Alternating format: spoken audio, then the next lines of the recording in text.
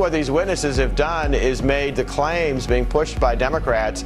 I mean, the claims are just evaporating and going up in smoke. And so far, 7 witnesses, no evidence of any serious misconduct by the president, particularly because we actually have given much better aid to the Ukrainians in the last 3 years than the Obama administration did, actually giving them the aid they've asked for to help resist the Russian incursions and the Russian support of rebels within their country. I think we're all right to be frustrated with Obamacare and with the government decisions that have made healthcare more expensive and have reduced our options. But the way to solve those problems is not to nationalize healthcare. Not only would our choices be constricted, but the cost. Once again, we can't afford it. Heritage Foundation just released a study today that shows that you would have to have a 21% payroll tax across the board to pay for nationalized healthcare. 21%. And if you're a typical family that gets the insurance from an employer, if you're a middle-class family like that, you're going to see your disposable income reduced by $10,000 per year. Yeah, you know, Charles, when we say capitalism gets a bad name, it's things like this that make that the case. Corporate welfare, where big business and big government come together, which is exactly what the Ex-Im Bank is today.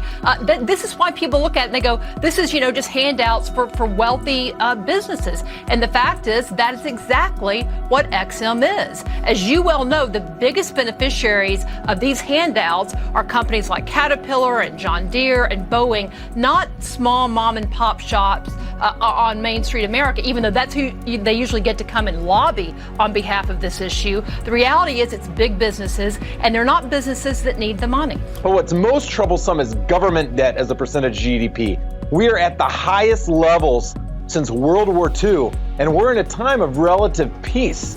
That is very troubling because the bigger that government debt gets, longer term, that means less money that's available for the private sector, and that's what produces that long-term growth. And it's just amazing how quickly this phenomenon has kind of arisen, and then how extensive it is.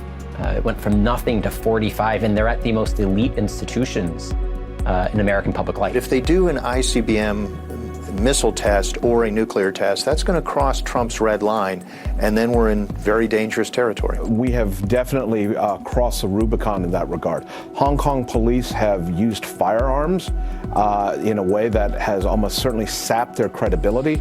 The students, many of them have become much more radicalized, and Beijing is looking at this and it's almost certainly thinking to itself, if it's like this right now, what is it going to be like in another 20 years when Hong Kong fully reverts under PRC control? How secure do you really think you can be when your physical hardware of your information networks are manufactured by China?